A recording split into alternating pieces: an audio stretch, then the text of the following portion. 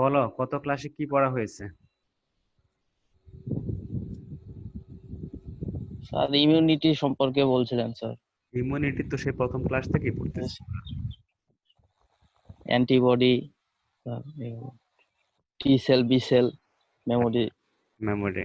আচ্ছা, লাস্ট ক্লাসে আমরা পড়েছি হলো অ্যাডাপটিভ ইমিউনিটি, তাই না? আর তার আগের জি স্যার। ক্লাসে পড়েছি ইননেট ইমিউনিটি। তো অ্যাডাপটিভ ইমিউনিটির ক্ষেত্রে যে সব মানে সবচেয়ে বেশি যে শব্দটা বলা হয় সেটা হলো কি বলো তো? হুম, অ্যাডাপটিভ ইমিউনিটির ক্ষেত্রে সব থেকে বেশি উচ্চারিত শব্দ কি, বা এখনো সে শব্দটা উচ্চারিত হচ্ছে করোনার সময়? সেটা কি, শব্দটা কি বলো তো? হুম, বলো। সেটা তো এখানে স্ক্রিনই দেয়া আছে।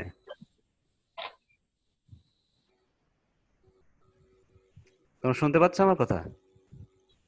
জি স্যার, শুনতে পাচ্ছি। হুম, সবচেয়ে বেশি উচ্চারিত শব্দ কি অ্যাডাপটিভ ইমিউনিটি বলতে গেলে? কোন শব্দটা সবার আগে মাথায় আসে?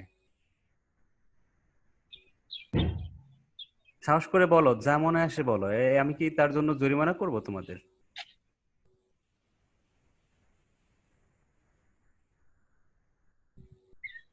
অ্যান্টিবডি, তাই না? হ্যালো, হ্যালো, কি অবস্থা, কেউ শুনতে পাচ্ছে না নাকি? হ্যাঁ স্যার, শুনতে পাচ্ছি স্যার। রেসপন্স করো না কেন? স্যার শোনা যাচ্ছে এবার স্যার, হ্যাঁ, নেটওয়ার্কের সবচেয়ে সমস্যা আছে। তাহলে সবচেয়ে জি বেশি স্যার। উচ্চারিত শব্দ কি বলো? Antibody sir. অ্যান্টিবডি, তাই না? অ্যান্টিবডি সবচেয়ে বেশি আমরা এই শব্দটার সাথে এখন পরিচিত, এবং অ্যান্টিবডি অনেকটা মানে main player for adaptive immunity. তাহলে অ্যান্টিবডিটা কি? অ্যান্টিবডিটা হলো অ্যান্টিজেনের এগেইনস্টে এক ধরনের প্রোটিন তৈরি হয় বডিতে, যেটা কি করে অ্যান্টিজেনকে নষ্ট করে দেয়, নিউট্রালাইজ করে দেয়। আর অ্যান্টিজেন যেহেতু একটা প্যাথোজেনের একটা অংশ, সো সেটাকে যদি নষ্ট করতে পারে, টার্গেট করতে পারে, তাহলে প্যাথোজেনটা নষ্ট হয়ে যাবে বা তাদের যে ইনফেকশাস যে পাওয়ারটা সেটা কমে যাবে। হুম, তো অ্যান্টিবডি এর আরেকটা নাম কি তোমরা জানো? সেটা হলো ইমিউনোগ্লোবিউলিন বলা হয়, তাই না? জি স্যার। অ্যান্টিবডির আরেকটা নাম হলো ইমিউনোগ্লোবিউলিন, এবং এটা সংক্ষেপে আমরা লিখি হলো বড় হাতের আই, আচ্ছা। ছোট হাতের জি। আইজি দিয়ে লিখি, তাই না? এটা হলো অ্যান্টিবডি। তো অ্যান্টিবডিটা আসলে কেমন? অ্যান্টিবডিটা আসলে দেখতে অনেকটা, এই যে ডান পাশে যে শেপ দেখতে পাচ্ছ, ওয়াই শেপের একটা স্ট্রাকচার। ওয়াই শেপের। তো এখন অ্যান্টিজেন, অ্যান্টিজেনের উপর ভিত্তি করে, আমি গত ক্লাসে বলেছি যে অ্যান্টিজেনের উপর ভিত্তি করে কিন্তু আসলে অ্যান্টিবডিটা হয় বডিতে, তাই না? যে কোন ধরনের প্যাথোজেন অ্যাটাক করলো, সেই প্যাথোজেন তার যে অ্যান্টিজেন আছে সেটা স্ট্রাকচারটা কি, সেই স্ট্রাকচারের উপর ভিত্তি করেই অ্যান্টিবডি তৈরি হয়। এখন আমরা যদি এই বাম পাশের এই ফিগারটা দেখি, এটা এটা এটা হলো একটা স্ক্রু ড্রাইভারের বক্স, তাই না? হ্যাঁ, জি স্যার। এখানে দেখো বিভিন্ন, এখানে দেখো এই যে এটা কি, শেপ, মাথার শেপ। বিভিন্ন শেপ দেখো, এক একটা এক এক রকম, কোনোটার সাথে কোনোটা মিল নেই, তাই না? আর এটা তোমরা যদি দেখো, এইটা যদি তোমরা দেখো, হুম, এটা এটা কি অবস্থা? এটা যদি দেখো তোমরা এখানে, এটা কিন্তু হ্যান্ডেল, তাই না? তাই না? এটাতে জি ধরা হয়, এটা এটা একই থাকে। আর আমরা কি করতে পারি, এই যে এই উপর এই অংশটা, এই অংশটা কিন্তু ডিফারেন্ট, বাকি দেখো এই সব এটুকু একই। তো আমরা এই অংশটাকে চেঞ্জ করে আমরা যে কোনো স্ক্রুকে খুলতে পারি বা লুজ করতে পারি। তো এখন তাহলে কি, এই বাকি অংশটুকু একই থাকে, শুধু এই অংশটা চেঞ্জ হয়, কারণ এই অংশেই স্ক্রুটা বাইন্ড করে, তাই না? এই যে এই অংশ দেখতেছো এখানে, এখানে, এখানে, হ্যাঁ, এই যে মাথার দিকের অংশ, এগুলোর এখানেই স্ক্রুটা বাইন্ড করে। আর বাকি অংশ যা আছে সব কিন্তু ফিক্সড, তাই না? এখানে যে অংশগুলো আছে সবগুলো ফিক্সড, শুধু এই অংশটা চেঞ্জ চেঞ্জ হয়। তো যে ফিক্সড এটাকে বলা হয় কি, হুম, কনস্ট্যান্ট, তাই না? কনস্ট্যান্ট রিজিয়ন, এটা বলে কনস্ট্যান্ট রিজিয়ন। আর এই যেটা চেঞ্জ হয় সেটাকে বলা হয় ভেরিয়েবল রিজিয়ন। এবং যেখানে স্ক্রুটা বাইন্ড করে সেটাকে বলা হয় যে, আমরা বলতে স্ক্রু বাইন্ডিং সাইট, হ্যাঁ, স্ক্রু বাইন্ড করে। আর আমরা এই অ্যান্টিবডির ক্ষেত্রে আমরা বলবো যেখানে অ্যান্টিজেন বাইন্ডিং সাইট। অর্থাৎ দেখো এখানে খেয়াল করে এখানকার এই অংশটা এবং এইখানকার এই অংশটা, এই দুইটা অংশ এটাকে বলা হয় ভেরিয়েবল রিজিয়ন। আর এই যে নিচের যে অংশটা এটা হলো কনস্ট্যান্ট থাকে, সেজন্য এদেরকে বলা হয় কনস্ট্যান্ট রিজিয়ন। তো অ্যান্টিবডি হলো এক ধরনের প্রোটিন অবশ্যই, এবং সেই প্রোটিনের এটার স্ট্রাকচারটা হলো ওয়াই শেপ। এবং দেখো এখানে খেয়াল করে এটা দুইটা আর্মের মতো থাকে, এইখানে একটা আছে, এখানে একটা, এবং এখানে একটা, এখানে একটা। এবং এগুলো দেখো এখানে যে যে, এই এই পাশের ভিতরে অংশ এখানে দেখো ভি, এটা ভি, ভিএইচ ভিএল, তার মানে কি হ্যাভি। হ্যাঁ, ভিএইচ মানে হলো ভিতে ভ্যারিয়েবল, এইচ তে হলো হ্যাভি। তো এই যে চেইনটা হয়েছে এটা একটা চেইন। হ্যাঁ, এই চেইনের এই অংশটা হলো হ্যাভি চেইন বলা হয়, আর এই অংশটাকে বলা হয় লাইট চেইন। ভিএল মানে লাইট চেইন, হ্যাঁ, ভ্যারিয়েবল রিজিয়নের লাইট চেইন। আবার এখানে খেয়াল করে দেখো সিএল মানে হলো কনস্ট্যান্ট রিজিয়ন। অবশ্যই বাকি সব অংশ সি দিয়ে হবে, এটা লাইট চেইন, আবার এটা হেভি চেইন। এখানে আবার হেভি চেইনের মধ্যে এখানে অনেকগুলো অংশ আছে, H1, H2, H3, অর্থাৎ heavy chain 1, heavy chain 2, heavy chain 3। এখানে এল সিএল, হ্যাঁ, এখানে কারণ একটাই লাইট চেইন আর নেই এখানে। আর এদিকেও একই অবস্থা, যেহেতু এটা ডাইমার।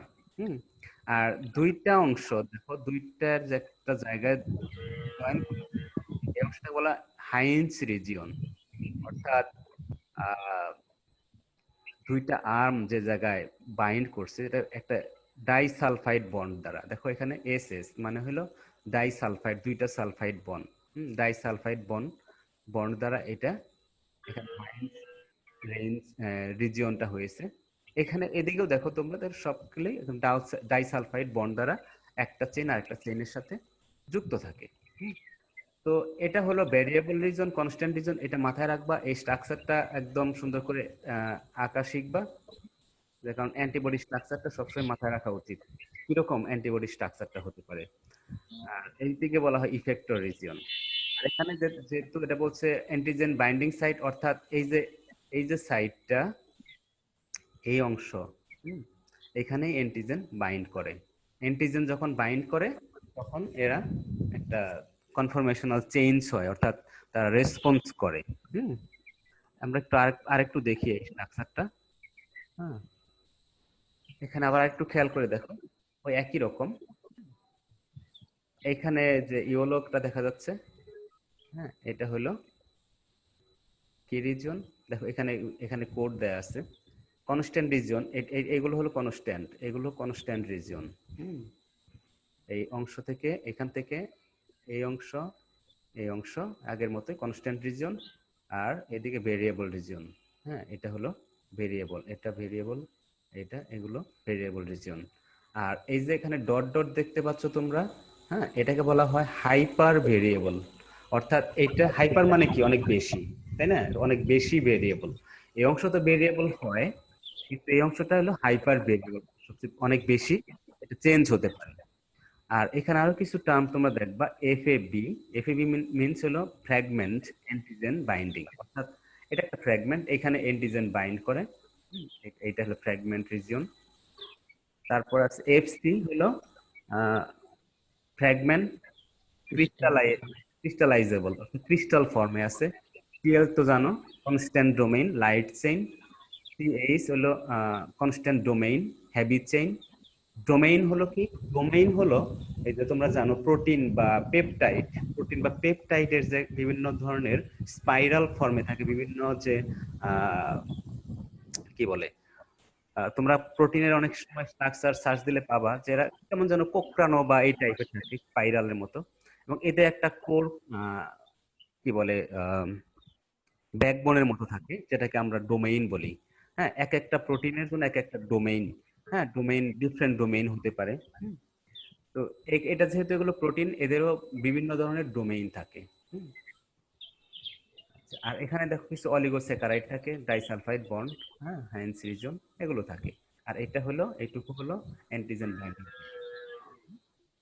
আচ্ছা, তো এখানে কিছু কিছু বিষয় থাকে অ্যান্টিবডির ক্ষেত্রে, আমরা জানবো যে ভেরিয়েবল ভি দিয়ে বোঝাবে, ডাইভার্সিটি ডি দিয়ে, জয়েনিং হ্যাঁ জে দিয়ে, এগুলো জিন সেগমেন্ট। হ্যাঁ, আইজি এটাকে বলা হয় আইজি, যেটা ইমিউনোগ্লোবুলিন। এটা কার্টিলেজিনাস ফিশে পাওয়া গেছে প্রায় 1.5 বিলিয়ন ইয়ার্স এগো। তো চিন্তা করতে পারো এই আইজি ইমিউনোগ্লোবুলিন, মানে এটা আবিষ্কার হয়েছে পরে, বাট এটা প্রেজেন্ট ছিল ফিশের ক্ষেত্রেও অনেক অনেক অনেক হাজার হাজার বছর আগে থেকে এটা আছে। এমন নয় যে এটা নতুন নতুন আবিষ্কার হচ্ছে, বাট এদের প্রেজেন্স লং এগো। এখন আমরা আগের ক্লাসে পড়েছি যে বি সেল, যেটা বি সেল থেকে কি হয়, ইমিউনোগ্লোবুলিন বা অ্যান্টিবডি তৈরি হয় বি সেল থেকে। এবং বি সেল এটা পাওয়া যায় myriad of organs, that means in many different অর্গানসে পাওয়া যায়, not only in fish, also in many different organs. এদের মধ্যে এটা পাওয়া যায়, যেমন বলা হয়েছে শার্কের এপিগোনালে এটা বি সেল থাকে, স্কেটের লিডিং সেল, টেট্রাপড এদের বোন মেরোতে, আমাদের আবার বোন আছে কিন্তু মাছের বোন মেরো নেই, সেক্ষেত্রে অন্য একটা অংশ তৈরি হয়। বার্ডের বুরসা অফ ফ্যাব্রিকাস, তোমরা এটার নাম শুনেছো, সেখানে পাওয়া যায়। শিপের ইলিয়াল পেয়ার স্পেসেসে থাকে, র্যাবিটের অ্যাপেন্ডিক্সে, টেলিওস্ট ফিশ যেগুলো এদের হেড কিডনিতে, গত ক্লাসে আমি বলেছি যে হেড কিডনি থাকে, বা স্প্লিনেও অনেক সময় পাওয়া যেতে পারে। স্প্লিন হলো অল্টারনেটিভ অফ বোন মেরো, স্প্লিনেও পাওয়া যায়। তো এই সব অর্গানে বি সেল থাকে, এবং বি সেল যেখানে থাকে বি সেল এটা অ্যান্টিবডি প্রডিউস করে। তো অ্যান্টিবডি প্রথম যেটা রিপোর্ট করা হয় বাই বন, বেরিং অ্যান্ড কিটাসাটো, এটা 1890, অর্থাৎ প্রায় 130 বছর আগে এটা আবিষ্কার মানে ডিসকভার হয়েছে antibody as an agent in the serum that could neutralize diphtheria toxin। হ্যাঁ, একটা সিরাম, তোমরা তো জানো যে ব্লাডের যে সিরাম, সিরামের এটা পাওয়া গেছে, এবং কার এগেইনস্ট হচ্ছে, যেটা নিউট্রালাইজ করতে পারে যে ডিপথেরিয়া যে টক্সিন, সেই টক্সিনকে নিউট্রালাইজ করতে পারে, এবং ওইটা তখন এটা পাওয়া গেছে। এবং পরবর্তীতে যেমন ম্যামালসের ক্ষেত্রে 5টা আইসোটাইপ কি বলতো? একই রকম। একই রকম, তাই না? একই রকম, বাট এদের বিভিন্ন অ্যানিমালের ক্ষেত্রে তাদের, বিভিন্ন ম্যামালসের ক্ষেত্রে আমি বলবো, বিভিন্ন ম্যামালসের ক্ষেত্রে এদের কিছুটা পার্থক্য থাকতে পারে। 5 ধরনের আইসোটাইপ পাওয়া গেছে ইমিউনোগ্লোবুলিনের বা অ্যান্টিবডি। তাদেরকে নামকরণ করা হয়েছে এভাবে যে আইজিএম, আইজিডি, আইজিজি, আইজিএ, আইজিই। হ্যাঁ, তোমরা এ বি সি ডি একটু সিরিয়ালি এখানে নাও থাকতে পারে, বাট এটা এদের অ্যাবান্ডেন্স এর উপর ভিত্তি করে এদেরকে এরকম ভাবে আগে পরে করা হয়। এম ডি জি এ ই, এই 5টা অ্যান্টিবডি বা ইমিউনোগ্লোবুলিন এটা পাওয়া গেছে ম্যামালসে, এবং প্রত্যেকটার একটা ডিফারেন্ট ফাংশন আছে। এবং ডিফারেন্ট ফাংশনস, এবং অনেক সময় এটা ডিফারেন্ট অর্গানসে এদের পাওয়া যায়, অনেক সময় একই অর্গানে ডিফারেন্ট অ্যান্টিবডি ইমিউনোগ্লোবুলিন পাওয়া যেতে পারে। যেমন আইজিএম এবং আইজিডি, আর এরা থাকে কোথায়, naive B cell surface antigen receptor.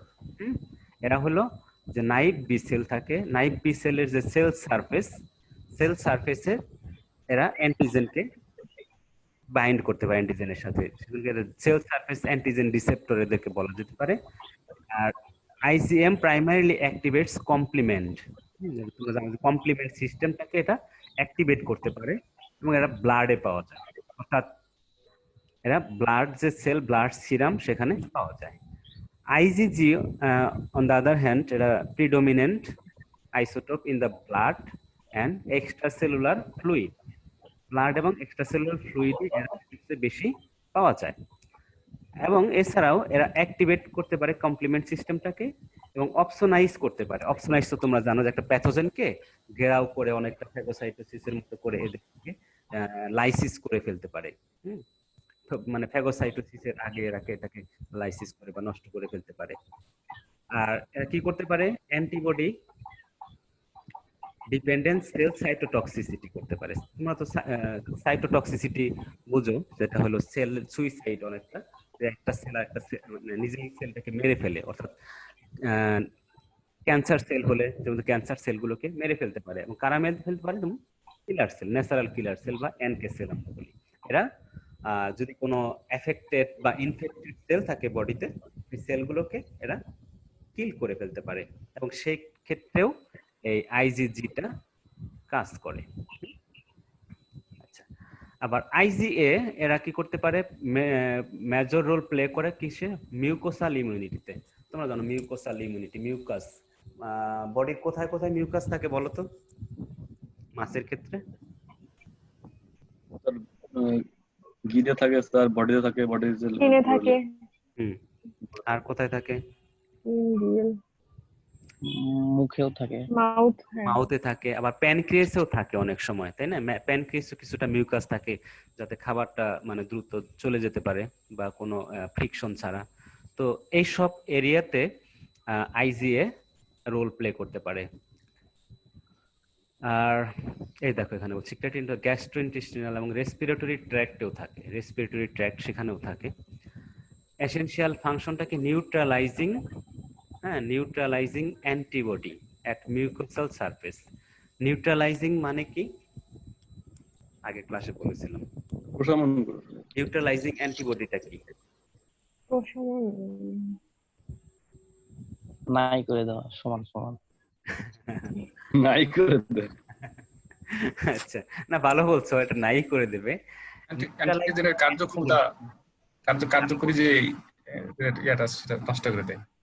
অর্থাৎ প্যাথোজেনের সাথে কিছু অ্যান্টিবডি বাইন্ড করে প্যাথোজেনের যে অ্যান্টিজেন সেটাকে নিউট্রালাইজ করে দেওয়া, অর্থাৎ তাকে লাইসিস করে দেওয়া, তাকে তার যে ইনফেক্টিভিটি সেটাকে নষ্ট করে দেওয়া। সেই ধরনের কিছু অ্যান্টিবডি, সেটা বলে তাদেরকে বলা হয় neutralising antibody at mucosal surface. Mucosal surface এটা হতে পারে। তোমরা এটা একটা হাইপার লিঙ্ক আছে, ক্লিক করে তোমরা এটা ডিটেলস জানতে পারবা যদি চাও। আর আইজিজি অন্যদিকে এটা হলো এটা আইজিজি এবং very little IgE present in the blood. আমরা আগের গুলো যেগুলো বললাম যে আইজিএম, আইজিডি এরা ব্লাডে অনেক বেশি থাকে, অপরদিকে আইজিজি বেশি থাকে, আইজিজিও বেশি থাকে, কিন্তু আইজিই এটা ব্লাডে এবং এক্সট্রা সেলুলার ফ্লুইডে এদের পরিমাণটা কম। হ্যাঁ, আর IgE is relatively small and can easily diffuse out of blood. এরা খুবই ছোট আকারে এবং ব্লাড থেকে খুব মানে সহজেই বেরিয়ে আসতে পারে, ডিফিউজ আউট হতে পারে and penetrate into the tissue, অর্থাৎ ব্লাড থেকে এরা টিস্যুতে প্রবেশ করতে পারে। আর আইজিইটা কি করে? Principally defence against helminth parasites. Helminth Parasite যেমন কি হতে পারে বলো তো? হেলমিন্থ প্লাটি হেলমিনথিস গ্রুপের অর্থাৎ কৃমি ফিশের ক্ষেত্রে আরো কিছু এরকম প্যারাসাইট থাকতে পারে, ওয়ার্ম, তাই না? এদের ক্ষেত্রে এদের এগেইনস্টে এটা কাজ করে। আচ্ছা, আমরা একটু এখানে যদি দেখি, এটা কিন্তু আমরা এখন এটা কিন্তু ওভারঅল পড়তেছি, হ্যাঁ, নট অনলি ফিশ, এটা আমরা ইন জেনারেল আমরা আগে ধারণা নিচ্ছি যে অ্যান্টিবডি গুলো কেমন হয়, এদের কাজ কি। আমরা এখন যদি দেখি এর ক্ষেত্রে কি হয়, এদের এটা মিউকাসে পাওয়া যায়, saliva, tears, breast milk, protects against pathogen. এবং এরা দেখো এখানে খেয়াল করে যে এরা হলো ডাইমার। দেখো দুইটা ইমিউনোগ্লোবুলিন একসাথে কাজ করে, এজন্য বলা হয় ডাইমার। তো ডাইমারাইজেশন হয়ে এরা কাজ করে। আইজিডি যেটা, এটা part of B cell receptor, activates basophil and mast cell. হ্যাঁ, ব্যাসোফিল এবং মাস্ট সেলকে অ্যাক্টিভেট করে এবং এরা মনোমার, অর্থাৎ একাই কাজ করতে পারে। আইজিই দেখো এখানে প্রোটেক্টস এগেইনস্ট প্যারাসাইটিক ওয়ার্মস এবং রেসপন্সিবল ফর অ্যালার্জিক রিঅ্যাকশন। এরা যখন এই ইমিউনোগ্লোবুলিনটা অ্যালার্জিক রিঅ্যাকশন করতে পারে, অর্থাৎ কিছু কিছু প্যাথোজেন যদি অ্যাটাক করে, হ্যাঁ, তখন এই ইমিউনোগ্লোবুলিনটা সিক্রেশন হবে বা এক্সপ্রেস হবে, তখন বডিতে কিছু অ্যালার্জিক রিঅ্যাকশন হতে পারে। এরাও মনোমার। আইজিজি এরা secreted by plasma cell in the blood. এবং প্লাজমা সেল ইন দ্য ব্লাডের প্লাজমা সেল মাধ্যমে সিক্রেট হয় এবং এরা কি করতে পারে, able to cross placenta into the foetus. This is the only immunoglobulin that can cross the placenta. হ্যাঁ, প্লাসেন্টার মাধ্যমে ফিটাসে যেতে পারে। তার মানে কি হতে পারে বলো তো এটা? কোনটা স্যার? কি বুঝো?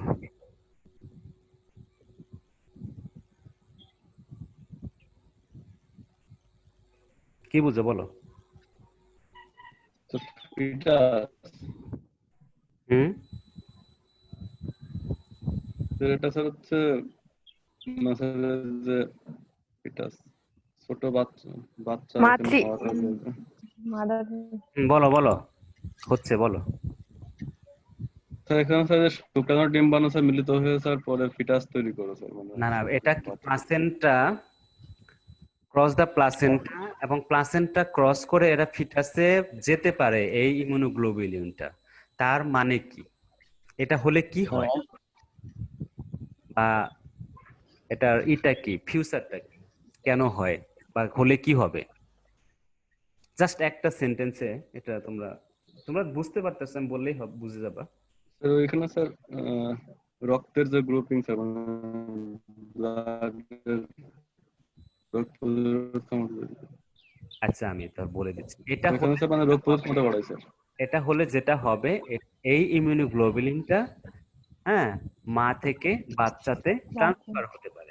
অর্থাৎ মায়ের যদি এটা থাকে, হ্যাঁ, সেক্ষেত্রে সে বাচ্চারও এটা, অর্থাৎ তার জন্মের সাথে সাথে সে এই ইমিউনোগ্লোবুলিনটা নিয়েই জন্মায়।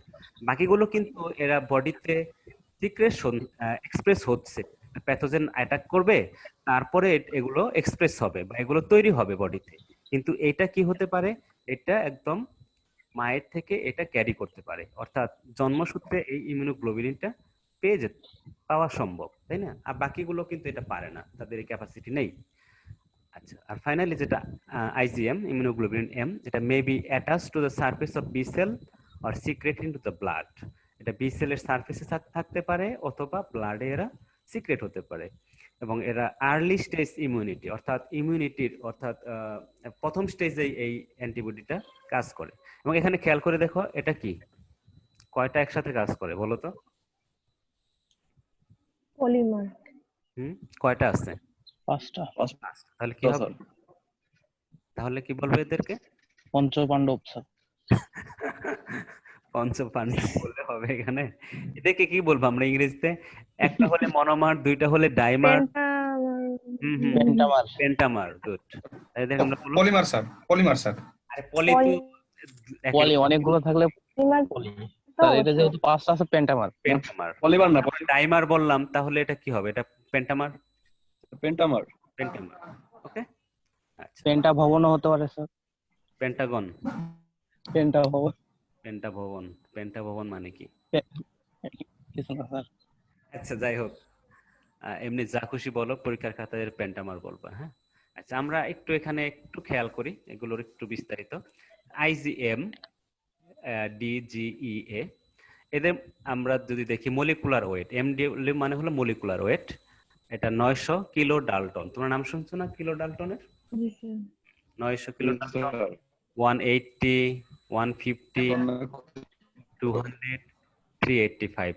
হ্যাঁ, অর্থাৎ এর মধ্যে দেখো আইজিএমটা হলো সবচেয়ে ভারী, কারণ এদের মলিকুলার ওয়েটটা সবচেয়ে বেশি। এরপরে আছে 385, 200, 180, 150।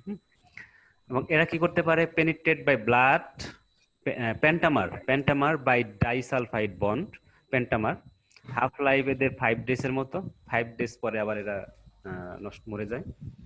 আর ডিটা হলো নট সিক্রেটেড, এর সিক্রেট হয় না, বাট মেমব্রেন বাউন্ড, মেমব্রেনে বাইন্ড করে। আইজিজি, এটা main IgG in the blood, ব্লাডে লিম্ফ, এটাকে বলা হয় সিএসএফ, এটাকে বলা হয় কলোনি সিএসএফ। এটার নাম কি ভুলে গেলাম, দাঁড়াও একটু পরে মনে হবে। এরপরে পেরিনিয়াল ফ্লুইড, এদের এখানে পাওয়া যায়। এদের 15% অফ টোটাল সিরাম প্রোটিন, হ্যাঁ, টোটাল যে সিরাম প্রোটিন তার 15% হলো আইজিজি। এদের হাফ লাইফ around 23 days. আচ্ছা, আইজিইটা দেখো এটা মনোমার, আগে বলছি, ডাজ নট অ্যাগ্লুটিনেট, হ্যাঁ, অর্থাৎ এরা যে অ্যান্টিজেনকে অ্যাগ্লুটিনেট করবে, যে সেটেল ডাউন করবে, এটা করতে পারে না। Does not function as complement, এরা কমপ্লিমেন্ট হিসেবেও কাজ করতে পারে না। Half life 20 days, but can increase if bound to mast cell, কিন্তু মাস্ট সেলে যদি এগুলো বাউন্ড করতে পারে এই আইজিই, তাহলে এদের হাফ লাইফটা বাড়তে পারে। আর আইজিএ এটা এরা মনোমার, আবার কিছু কিছু ক্ষেত্রে ডাইমার হতে পারে in the mucosal system. Main Ig in the mucus, মিউকাসের main immunoglobulin, half life 5.5 days around. আচ্ছা, আবার এদের কোনটার সিরামের কত পার্সেন্ট থাকে? 6% of total immunoglobulin in the serum. অর্থাৎ সিরামে যে ইমিউনোগ্লোবিন থাকে 6% হলো আইজিএম, 1% হলো আইজিডি, 80% হলো আইজিজি, অনেক বেশি। আর এগুলো এটা যেমন সিরামে এদেরকে থাকে না বললেই চলে। আর 13% থাকতে পারে আইজিএ। আর কমপ্লিমেন্ট সিস্টেমের সাথে কাজ করতে পারে কারা? যেমন আইজিএমটা করতে পারে ফিক্স কমপ্লিমেন্ট, আর আইজিজি করতে পারে। বাকিগুলো এরা কমপ্লিমেন্ট সিস্টেমকে হেল্প করে না।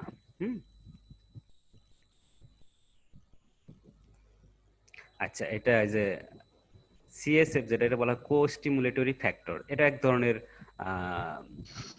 প্রোটিন বা এক ধরনের অ্যান্টি মাইক্রোবিয়াল প্রোটিন বা এক ধরনের সাইটোকাইন টাইপের আমরা বলতে পারি।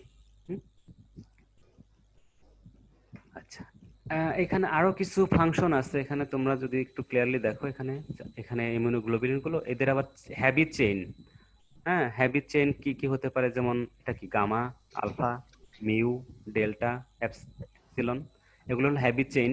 এদের এক একটা নাম, স্ট্রাকচারটা একটু ডিফারেন্ট। এটা আবার মনোমার, ডাইমার এগুলো বলা হয়েছে এখানে, পেন্টামার। এদের ফাংশন দেখো, have the ability to traverse the blood vessels to tissue, pass through the placenta to the foetus, যেটা আগে বলেছি, important in the secondary response. তারপরে IgA protect the walls of bronchi and small intestine, high concentration in breast milk, help in transferring immunity to the newborn infants. They are produce in the primary immune system, M যেটা, restricted to the blood stream due to high মাস, কারণ এদের IgM এর এটা অনেক বেশি, সেই জন্য এটা চাইলেই সবসময় করতে পারে না, মুভমেন্ট করতে পারে না। Important in the primary response.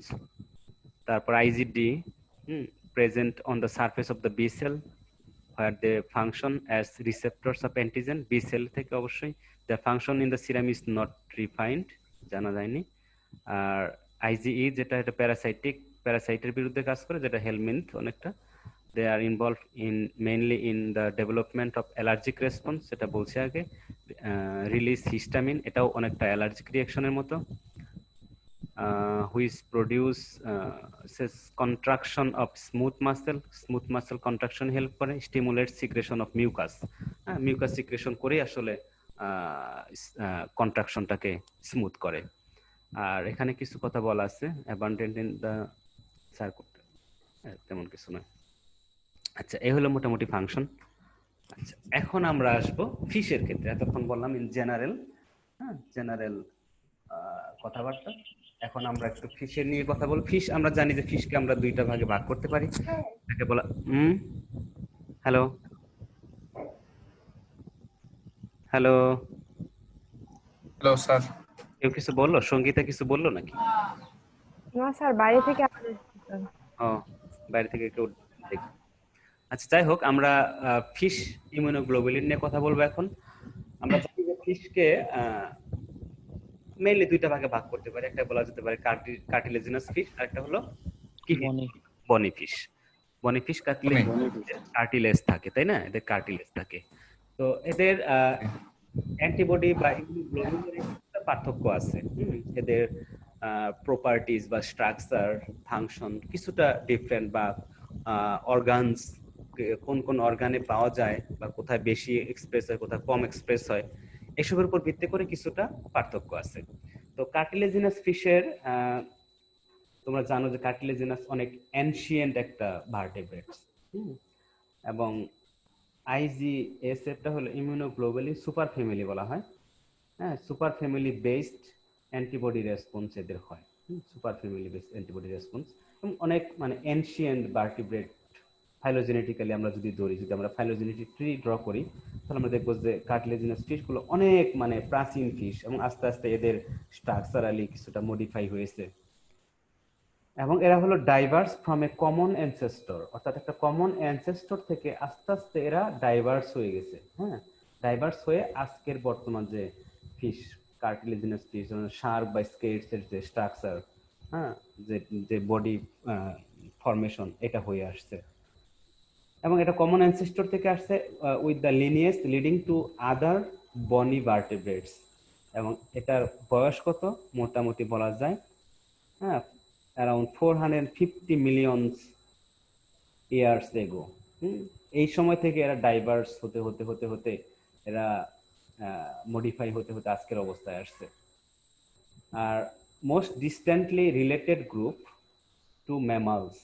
ডিস্ট্যান্টলি related মানে বুঝো? Distant related. ডিস্ট্যান্টলি রিলেটেড মানে কি?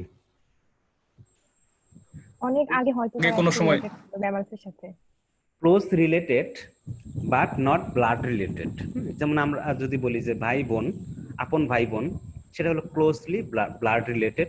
বাট যদি বলি যে চাচাতো, খালাতো, ফুফাতো বা আরেকটু দূরের সম্পর্কের, তারা হলো হ্যাঁ একটু কিছুটা দূর সম্পর্কের বাট রিলেটেড। সম্পর্ক আছে। হ্যাঁ, অর্থাৎ আমরা যদি বলি ফিশের সাথে মাছের কম্পেয়ার যদি করি, এরা কিন্তু ব্লাড রিলেটেড না।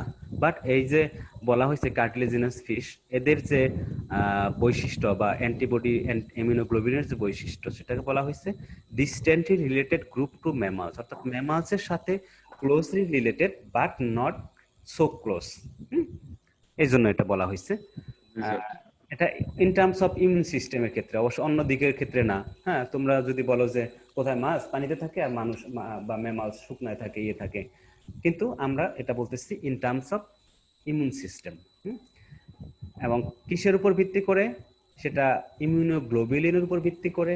টিসিআর মানে কি বলতো? টিসিআর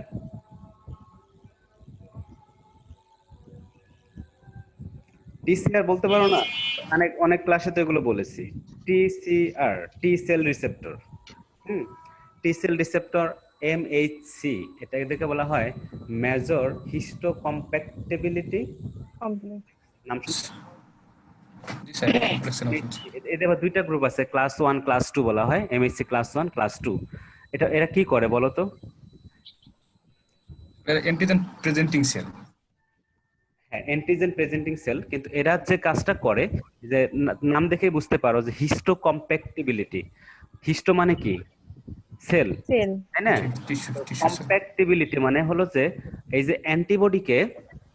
অ্যান্টিবডির সাথে অ্যান্টিজেনের যে কম্প্যাক্ট, অর্থাৎ যে কম্প্যাটিবল কিনা। হ্যাঁ, অর্থাৎ কোন অ্যান্টিজেনের সাথে কোন অ্যান্টিবডি যে বাইন্ড করবে, কম্প্যাক্ট মানে কম্প্যাটিবল, এইটার ক্ষেত্রে এরা হেল্প করে। এবং এছাড়া এদের বলা হয় যে র্যাক মেডিয়েটেড রিঅ্যারেঞ্জমেন্ট। র্যাক মানে হলো রিকম্বিনেন্ট অ্যাসোসিয়েটেড জিন, যেটা র্যাক, এবং এটা রিঅ্যারেঞ্জমেন্ট হতে পারে। এদের যে স্ট্রাকচারটা রিঅ্যারেঞ্জমেন্ট হয়ে, সেই জন্য কি হতে পারে যে অ্যান্টিবডি দেখো বিভিন্ন রকম হতে পারে, কারণ এদের স্ট্রাকচারালি কিছুটা এটা রিঅ্যারেঞ্জমেন্ট হয়। আরেকটা বলা হচ্ছে সোমাটিক হাইপার মিউটেশন। এটা মানে কি? মিউটেশন তো তোমরা জানো, তাই না? চেঞ্জ হয়। মিউটেশন কয় ধরনের হতে পারে বলো তো? মিউটেশন কয় ধরনের হতে পারে? মিউটেশন মানে কি? যে নিউক্লিওটাইড চেঞ্জ হচ্ছে, তাই না? একটা হতে পারে কি ডিলিট হতে পারে, একটা নিউক্লিওটাইড ডিলিট হয়ে যেতে পারে, একটা এডিশন হতে পারে, এডিশন, হ্যাঁ, আবার একটা সাবস্টিটিউট হতে পারে, তাই না? একটা জায়গা আরেকটা এসে বসতে পারে। আর এইটা যে এটা ক্রোমোজোমের মধ্যে অবশ্যই হয়, ক্রোমোজোমের যে ডিএনএ সেইখানে হয়। এবং ক্রোমোজোমের ডিএনএ সাথেও তো আমরা যেটাই বলি, কারণ ডিএনএ থেকে আরএনএ, আরএনএ থেকে প্রোটিন, তাই না? আর ইমিউনোগ্লোবুলিন গুলো সবই প্রোটিন, অর্থাৎ ডিএনএ, অর্থাৎ তাদের যে মূল সোর্স অফ প্রোডাকশন সেটা হলো ডিএনএ। তো ডিএনএ তে যদি মিউটেশন হয়, তাহলে সেটার ইমিউনোগ্লোবিলিনেও মিউটেশন হয় এবং এই সোমাটিক হাইপার মিউটেশন হয়েই এটা বিভিন্ন ধরনের ইমিউনোগ্লোবিলিন হয় এবং এক্ষেত্রে বেশিরভাগ ক্ষেত্রে হয় এটা সাবস্টিটিউশন, হ্যাঁ, ডিলিশন বা ইনসারশন হয় না, বেশিরভাগ ক্ষেত্রে সাবস্টিটিউশন হয় এবং ডিএনএ এর একটা রিজিয়ন থাকে, মানে হাইপার ভেরিয়েবল রিজিয়ন আমরা বলতে পারি, যে রিজিয়নে খুব বেশি পরিমাণে মিউটেশন হয়, সেই জন্য এটাকে হাইপার মিউটেশন বলা হয়। অন্যান্য আমাদের মিউটেশনের রেট কিন্তু খুবই খুবই কম, মানে আমাদের যে ডিএনএ তোমরা জানো যে এদের যে প্রুফ রিডিংটা, মানে রেপ্লিকেশনের প্রুফ রিডিং প্রচুর, মানে প্রচুর হাইলি অ্যাকুরেট, হ্যাঁ, সেজন্য মিউটেশনটা হয় না, বাট কিছু রিজিয়ন থাকে যেখানে খুবই মিউটেশন হতে পারে। আচ্ছা, আরেকটার উপর ভিত্তি করে presence of primary and secondary lymphoid tissue, এই সব বিষয়গুলোর উপর ভিত্তি করে বলা হয়েছে যে এরা ডিস্ট্যান্টলি রিলেটেড টু ম্যামালস, ফিশের কথা বলা হয়েছে, কার্টিলেজিনাস ফিশ মেইনলি। আচ্ছা, এখন আমরা জানি যে কার্টিলেজিনাস ফিশের যে স্ট্রাকচারটা কেমন হতে পারে এবং আমরা জানি যে কার্টিলেজিনাস ফিশের ক্ষেত্রে কি নাই, যে কোনো ফিশের ক্ষেত্রে আসলে বোন ম্যারোটা নেই, তাই না, বোন ম্যারো নেই, but instead use epigonal organ associated with gonads. এখানে তোমরা একটু খেয়াল করে দেখো, হ্যাঁ, এপিগোনাল অর্গান থাকে এখানে, এখানে এটা দেখা যাচ্ছে যে এপিগোনাল অর্গান, এটা এখানে কোথায় থাকে, এখানে যে গোনাডের কাছাকাছি অ্যাসোসিয়েটেড অফ গোনাড।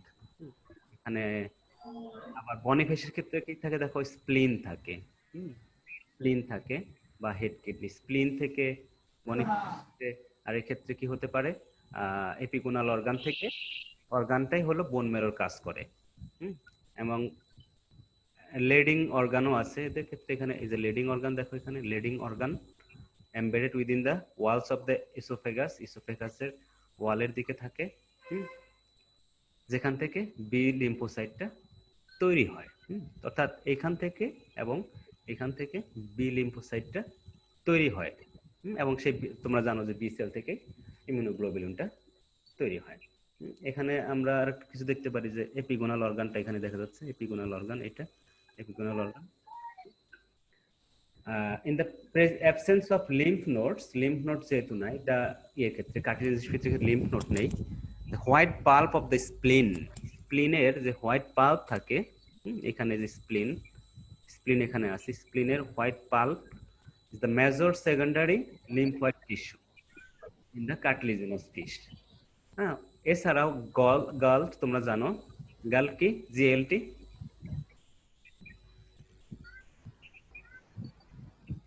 গিল নাকি gut, gut associated, Not associated. Gut associated lymphoid tissue, হ্যাঁ, এইসব Lymphoid tissue, জি। থেকেও হতে পারে, এই ইমিউনোগ্লোবিনটা তৈরি হতে পারে। আচ্ছা, এখন কার্টিলেজিনাস ফিশের ক্ষেত্রে 3 ধরনের ইমিউনোগ্লোবিলিন সোফার আইডেন্টিফাই হয়েছে। একটাকে বলা হয় আইজিএম, যেটাকে আমরা মিউ বলি, আইজিডাব্লিউ ওমেগা বলা হয়, এটা অর্থোলোগাস টু আইজিডি। তোমরা অর্থোলোগাস শব্দটার সাথে পরিচিত? অর্থোলোগাস, হোমোলোগাস পরিচিত না?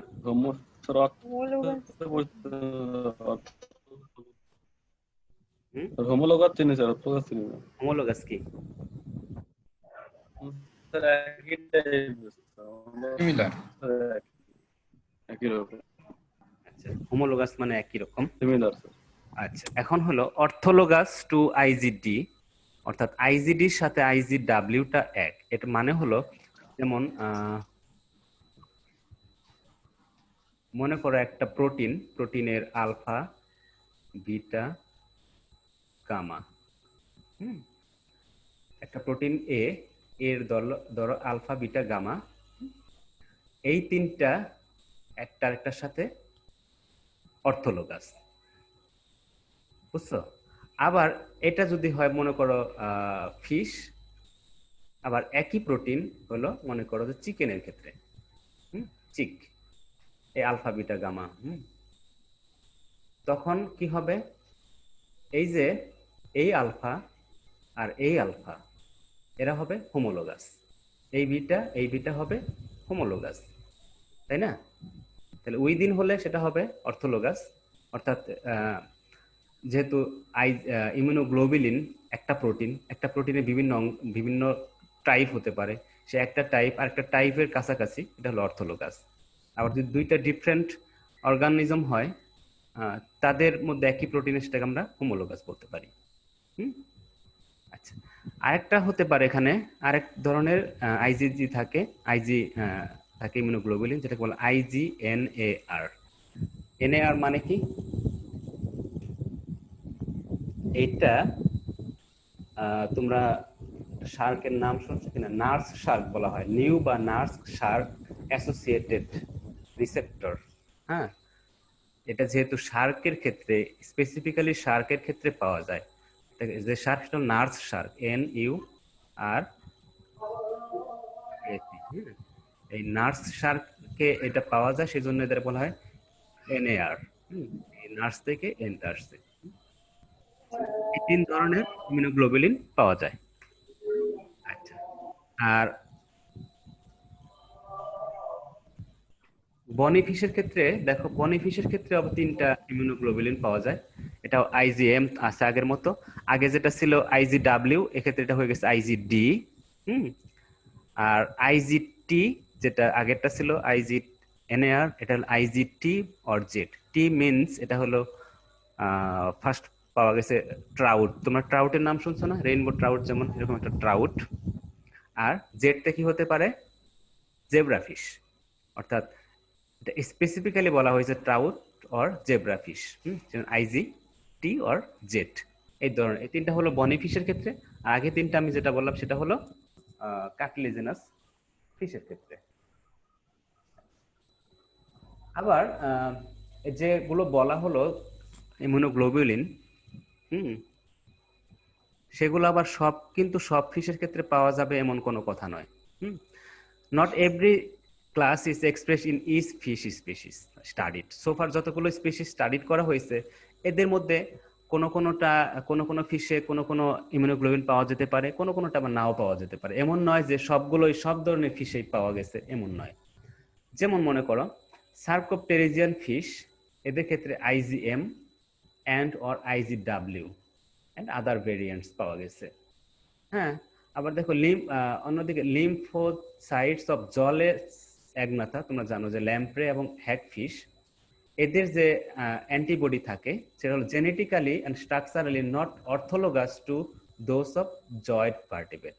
অর্থাৎ গ্ন্যাটোস্টোমাটা যারা আছে তাদের সাথে আবার এদের মিল নেই। এটা অর্থোলোগাস নয়। সেটা একটা পার্থক্য রয়ে গেছে। সো উইদিন স্পিসিস বা বিটুইন স্পিসিস এদের এটা ডিফারেন্ট হতে পারে। হ্যাঁ, এদের বৈশিষ্ট্য বা এদের এক্সপ্রেশন, এগুলো স্ট্রাকচার বা ফাংশন একটু ডিফারেন্ট হতে পারে।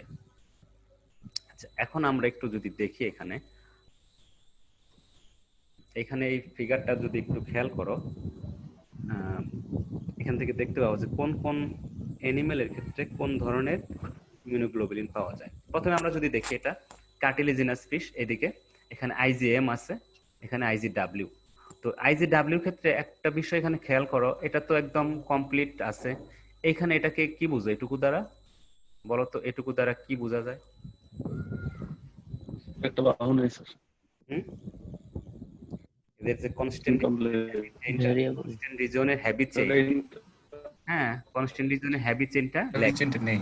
নেই, তাই না? এটা নেই। সো কিছু কিছু ক্ষেত্রে এটা নেই বলতে সব কার্টিলেজিনাস না, কিছু কিছু কার্টিলেজিনাস ফিশের ক্ষেত্রে এটা থাকে না, আবার থাকতেও পারে, দেখা যাচ্ছে কিছু কিছু থাকে, কিছু কিছু থাকে না। আর একটা থাকে কি, এখানে দেখো IgNAR, এটা কিন্তু অন্য কোনো অ্যানিমেলের ক্ষেত্রে নেই। সো এই তিনটা। আবার বনিফিশের ক্ষেত্রে যদি আমরা বলি IgM এটা আছে, IgD অর্থাৎ IgW এর পরিবর্তে এখানে আছে IgD। IgD হলো নরমালি অন্যান্য অ্যানিমেলের ক্ষেত্রেও সেটা IgD আছে। আবার এখানে কি থাকতে পারে, IgT অথবা IgZ থাকতে পারে, তাই না? এখানে থাকতে পারে। আবার অ্যাম্ফিবিয়ানের ক্ষেত্রে দেখো IgM, IgD, এখানে বিভিন্ন রকমের IgY, IgY prime, IgF, F দিয়ে ফ্রগ বুঝাইছে এখানে। আবার IgX থাকতে পারে। IgX টা অবশ্যই এটা মানে ওরকম স্পেসিফিক নামকরণ করা হয়নি, সেই জন্য IgX বলছে এখানে। রেপটাইলসের ক্ষেত্রে দেখো এরকম এরকম এগুলো পাওয়া যায়, বার্ডসের ক্ষেত্রে এরকম, ম্যামালসের ক্ষেত্রে এরকম, ম্যামালসের ক্ষেত্রে এম, ডি, ই, আবার জি দুটোই পাওয়া যায় এখানে। হ্যাঁ, আর হলো এ, এই পাঁচটা পাওয়া যায়। আর এখানে একটু খেয়াল করো এখানে কোনটা থেকে কিভাবে ডাইভার্স হয়েছে। আইজি এম ডি ডাব্লিউ, হ্যাঁ, এটা আবার অনেক সময় আইজি এক্সও বলা হয় কিছু কিছু ক্ষেত্রে, আবার আইজি এও বলা হয়। আবার এটা থেকে আবার পরবর্তী আইজি জেড, আইজি টি, এদিকে দেখো কিছু ডাইভার্স হয়ে গেছে। হুম এদিকে কিছু ডাইভার্স হয়ে গেছে। তো এটা হলো ওভারঅল একটা ক্লাসিফিকেশন, এটা তোমরা একটু মাথায় রাখতে পারো।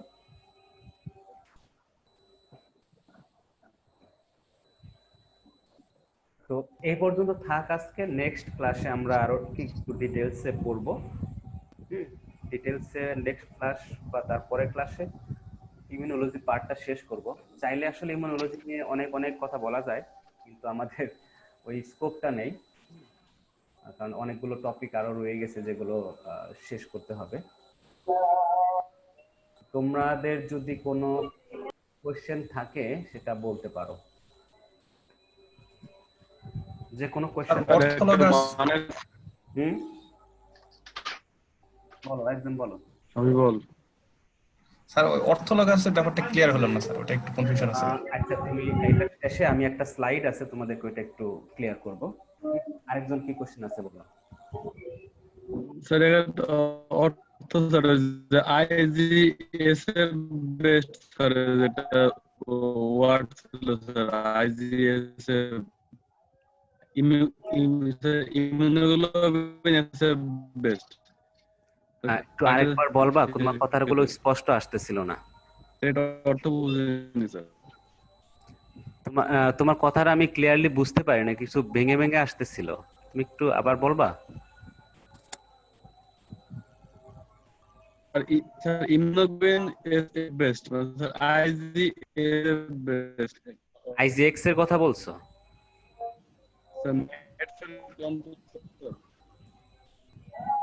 আমি বুঝতে পারিনি আইজিএস এর বেস্ট এটা মানে বুঝি। কোন স্লাইডে, কোন স্লাইডে একটু বলো। ইমিউনোগ্লোবিন এস এর বেস্ট কোন স্লাইডে? স্যার আইজি ইমিউনোগ্লোবিন এস এর বেস্ট স্যার দুটো স্যার আগে স্যার যে এর আগে স্যার আগে স্লাইড ছিল স্যার আইজিএস এর বেস্ট এখানে আরো আগে স্যার মানে স্যার দুটো স্যার আগে স্যার স্যার এই যে কার্ডিয়ান ফি বললেন স্যার কার্ডিয়ান ফি হতো স্যার এখানে এর আগে স্যার আরো আগে। স্যার আরো আগে স্যার এর আগে এখানে স্যার এর আগেরটা স্যার প্রথমটা আরো আগে আর নাই, আগে নাই। আর নাই, এটাই শেষ, এটাই প্রথম। তোমরা কি ওর কথাটা কেউ বুঝতে পারছো? বুঝতে পারলে আমাকে একটু বলো। আর ভেঙে ভেঙে আসছিল কথা। হ্যাঁ, আমি ক্লিয়ারলি বুঝতে পারিনি যে কোশ্চেনটা আসলে কি ছিল। তোমরা কেউ বুঝলে ছিল স্যার আইজিএস মানে স্যার অর্থ স্যার মানে আইজিএস এর বেস্ট পড়া স্যার আইজিএফ এর বেস্ট লাইন ছিল একটা আইজি, আইজি আইজি মানে হলো ইমিউনোগ্লোবিলিন। আচ্ছা ও এস এর এসএফ, বেস্ট এসএফ। ও দাঁড়াও দাঁড়াও, আমি দেখাচ্ছি, স্যার বুঝতে পারছি।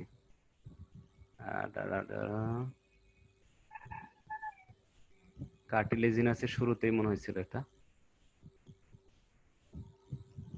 এটা না, এটা এখানে। এটা হলো এই আইজিএসএফ হলো এটা সুপার ফ্যামিলি, অর্থাৎ ইমিউনোগ্লোবিলিনকে এটা একটা সুপার ফ্যামিলি ধরা হয়। মানে সব ধরনের ইমিউনোগ্লোবিলিন ক্লাসিফাই করার আগে এটা সুপার ফ্যামিলি বলা হয়।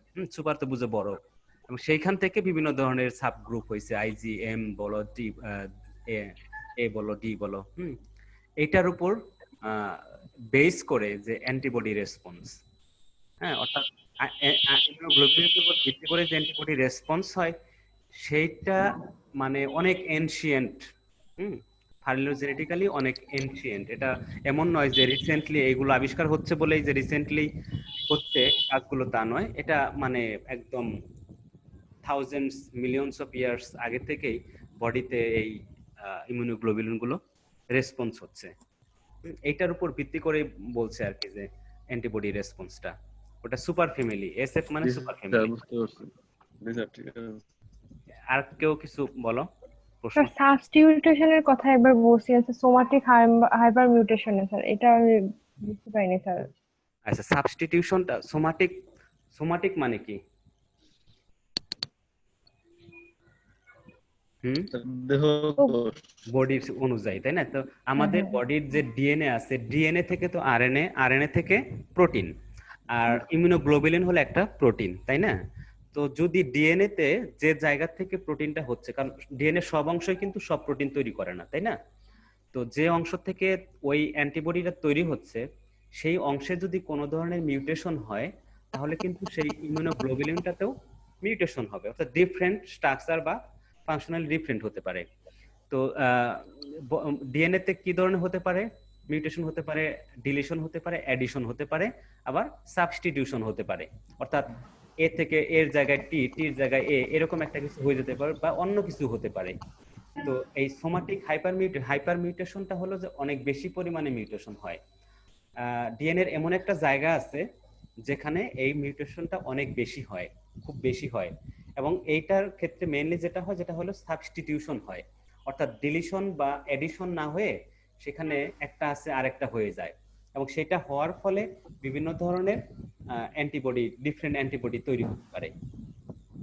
এটাকে বলা হয় মানে সিম্পলি যে সোমাটিক হাইপার মিউটেশন। জি স্যার, বুঝতে পারছি। বুঝতে পারছো? আচ্ছা, আর কেউ কিছু? আচ্ছা, তাহলে অর্থলোক আছে, আমি স্লাইড শোটা স্টপ করে আমি আরেকটা আহ, তোমাকে দেখ, অন্য একটা স্লাইড, খেয়াল নেই কত নম্বর স্লাইড ছিল।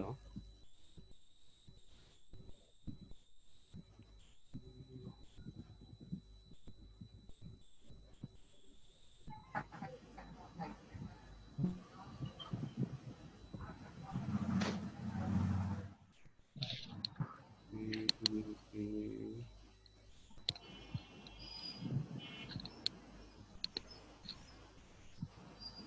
তোমরা একটু দাঁড়াও, আমি স্লাইডটা বের করি।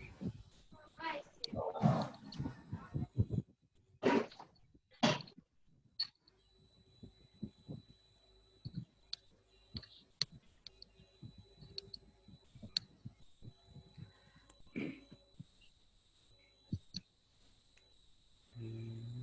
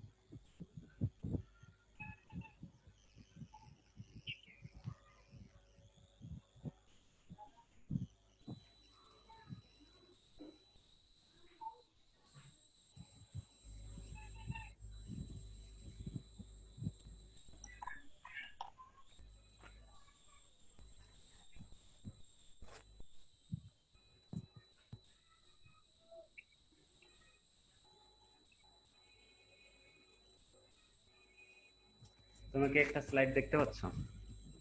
হুম, জি স্যার। জি স্যার। দেখতে পাচ্ছ? আচ্ছা, এখানে একটু খেয়াল করো, জি স্যার, জি স্যার। সুন্দর একটাই। এখানে আমরা যদি একটা প্রোটিনের কথা ধরি, যেটা বলছিলাম আগে, যে একটা প্রোটিন মনে করো সেটা গ্লোবিন, ইমিউনোগ্লোবিনের মতো একটা গ্লোবিন জিন। হ্যাঁ, যদি আমরা এটার কথা হিসাব করি, তো গ্লোবিন জিনটা, এটা জিনটাকে ডুপ্লিকেট হয়ে যেমন আলফা চেইন হতে পারে, বিটা চেইন হতে পারে, কিন্তু সেটা দুটোই গ্লোবিন, ঠিক আছে? এবং সেই আলফা চেইনটা মনে করো তিনটা অর্গানিজমের মধ্যে পাওয়া গেল, বা এনিমেলের মধ্যে। একটা হলো ফ্রগের আলফা, চিকেনের আলফা, আর মাউসের আলফা, ঠিক আছে? অন্যদিকে বিটা চেইন ঠিক একইভাবে, মাউসের বিটা, চিকেনের বিটা এবং ফ্রগের বিটা। এখন তুমি খেয়াল করো, সবগুলোই কিন্তু গ্লোবিন, তাই না? সবগুলোই গ্লোবিন, জি আর তাদের আলফা, বিটা এবং তিন ধরনের এনিমেলের ক্ষেত্রে। এখন একই রকম এনিমেলের ক্ষেত্রে যদি হয়, হ্যাঁ, একই এনিমেলের ক্ষেত্রে আলফা আলফা আলফা, সেটা হলো অর্থোলগাস। আমি কি বলছিলাম তখন, উল্টা বলছিলাম নাকি? না স্যার, ঠিকই বলছিলেন, ওটাই বলছিলেন স্যার, একই স্পিসিসের মধ্যে। আলফা আলফা উল্টা আলফা উল্টা গেছিল। উল্টা বলছিলাম। যাই হোক, তোমরা এটা এই স্লাইডটা তোমাদের কোনো একটা ইয়েতে লেকচারে হয়তো শেষের দিকে রয়ে গেছে, তোমরা একটু দেখে নিবা। অর্থাৎ একই রকম একই অ্যানিমালের যদি হয় সেক্ষেত্রে, না একই প্রোটিন ডিফারেন্ট অ্যানিমাল, দেখো একই আলফা আলফা আলফা, এটা অর্থোলগাস, তাই না? আবার এটা এখানে অর্থোলগাস, দেখো বিটা বিটা বিটা, এটা অর্থোলগাস। হুম। এবং যদি এই সবগুলো মিলিয়ে, হ্যাঁ, সবগুলো মিলিয়ে এই যে ছয়টা হলো, এই ছয়টা হলো হোমোলোগাস। বুঝতে পারছো? ছয়টা হলো হোমোলোগাস। হ্যাঁ, অর্থাৎ এই আলফা এই বিটা এই বিটার সাথে হোমোলোগাস, এই আলফা এটার সাথে হোমোলোগাস, এটা এটার সাথে হোমোলোগাস। হ্যাঁ, অর্থাৎ এই ছয়টাই হলো একটা আরেকটার সাথে হোমোলোগাস। আবার আমরা যদি বলি উইদিন প্রোটিন, অর্থাৎ একই আলফা যদি বলি ডিফারেন্ট এনিমেলের ক্ষেত্রে, সেটা হলো অর্থোলোগাস। আবার যদি আমরা বলি এই আলফার সাথে এই বিটা, হুম, অর্থাৎ মাউসের আলফা মাউসের বিটা, একই অ্যানিমালের দুইটা যে হলো, সেটা হলো প্যারালোগাস বা প্যারালক্স। তো বুঝতে পারছো এখন? হোমোলজি, স্যার প্যারালজি, অর্থোলজি, এই তিনটা আমরা হোমো তো একই স্যার, কিন্তু এখানে স্যার মানে সবগুলো মিলে হোমো হচ্ছে কেন স্যার? সবগুলো হোমোলজি মানে হলো প্রোটিনটা কিন্তু একটাই, তাই না? একটাই গ্লোবিন প্রোটিন। গ্লোবিন প্রোটিনটা ফ্রগের আলফা বা চিকেনের আলফা চিকেনের বিটা, এগুলো মূল জিনিস একটাই, সেই জন্য এদেরকে বলা হয়েছে হোমোলজি, অর্থাৎ একটার সাথে আরেকটার মিল আছে। হুম, এই জন্য হোমোলজি বলছে। জি স্যার। আর অর্থোলজি বলছে এখানে যে একটাই মানে চেইন বা একটাই মানে প্রোটিন, একটাই। বিভিন্ন এনিমালের মধ্যে যদি কিছুটা পার্থক্য থাকে, সেজন্য পার্থক্য অনুযায়ী এটা অর্থোলোগাস। যেমন তোমার মনে করো ফিশের একটা প্রোটিনের নাম যদি বলি, ফিশের একটা জিন মনে করো যে TLR3, তুমি তো নাম শুনছো TLR3, ফিশের ক্ষেত্রে যেটা হয় এটা অর্থোলোগাস টু হিউম্যান TLR3। ঠিক আছে? Fish TLR3 sir orthologous to human TLR3। আবার যদি বলি হোমোলজি বলতে পারি যদি সেগুলোর মধ্যে TLR3A থাকতে পারে, TLR3AB, TLR3C, হ্যাঁ, এদের মধ্যে যদি কিছুটা পার্থক্য হয়, তখন আমরা এদেরকে বলবো যে এরা হোমোলোগাস, একটার সাথে একটা হোমোলোগাস। ঠিক আছে? Sir clear? স্যার আচ্ছা, কোনো কোশ্চেন নেই না? না স্যার। কোশ্চেন থাকলে তোমরা একটু নোট করে রেখো, নেক্সট ক্লাসে বলবো। আর এটা রেকর্ড একটু করা হচ্ছে, এটা তোমাদেরকে ই করে দেবো, আপলোড করতে। লাস্ট লেকচার গুলোই করে দেখেছো তোমরা, আপলোড করা হয়েছে যে গুগল ড্রাইভে। হ্যালো হ্যালো, স্যার আসে নাই তো স্যার, পাইনি স্যার আমরা তো। কেন পাওনি? তুমি তুমি কি গুগল ড্রাইভটা স্যার পাওয়া যায়নি স্যার এগুলো। হুম, দাঁড়াও আমি তোমাদেরকে ওটাও শেয়ার করতেছি। হ্যাঁ, তোমাদের যে গুগল ড্রাইভে আছে এটা আমি শেয়ার করে দেখাচ্ছি। বাকিরা পেয়েছে। হুম,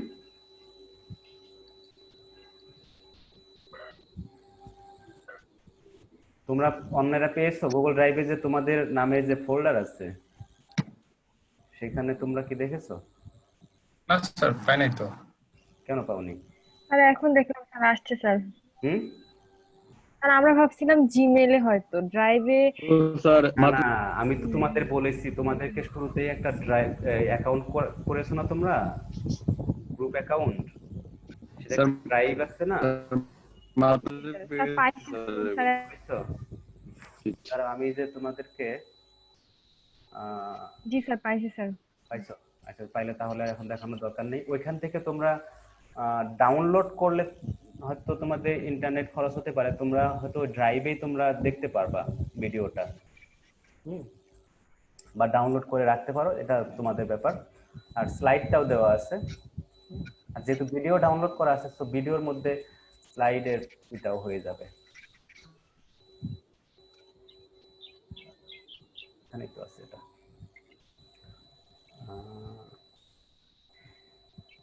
জি স্যার দেখতে পাচ্ছ? পেয়েছে স্যার। দাঁড়াও আমি একটু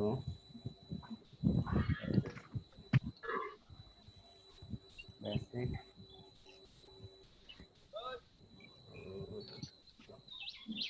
কোথায় আছে?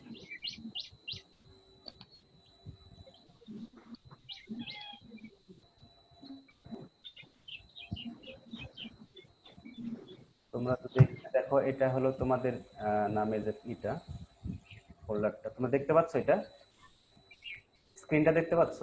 জি স্যার। জি স্যার। স্ক্রিনে এখানে জি, তোমরা স্যার। দেখতে পাচ্ছ তোমাদের সব লেকচার গুলো আছে, যে 1 2 3 4 3 4 এটা আবার মনে হয় সেকেন্ডের মধ্যে দেওয়া হয়েছে, 5 6 7 3টে এটার মধ্যে আছে, আর ভিডিও আছে না, এই যে এখানে আছে, লাস্ট লেকচারের ভিডিওটা আছে, স্যার, প্রথমটা দেওয়া। ভিডিওটা আসছে স্যার। হ্যাঁ ভিডিওটা জি স্যার, জি স্যার, আসছে স্যার, পেয়েছি স্যার, এটা, পাওয়া গেছে সবগুলো স্যার। হ্যাঁ এটা ভিডিও, আর প্রথম লেকচারটা যেটা অনলাইন সেটা প্রথমটা ভিডিওটা করা হয়েছিল না, ভুলে গেছিলাম। তো লাস্টেরটা আছে, আজকেরটাও করা হচ্ছে, তোমাদেরকে পাঠিয়ে দেবো, আপলোড করে দেবো। তোমরা এখানে আপডেট দেখবে, হ্যাঁ আমি যে পেপার থেকে পড়াচ্ছি সেগুলো এখানে দিয়ে দেবো। ঠিক আছে তাহলে, আচ্ছা স্যার, ওকে তাহলে ভালো থেকো, জি। Okay bye. ধন্যবাদ স্যার।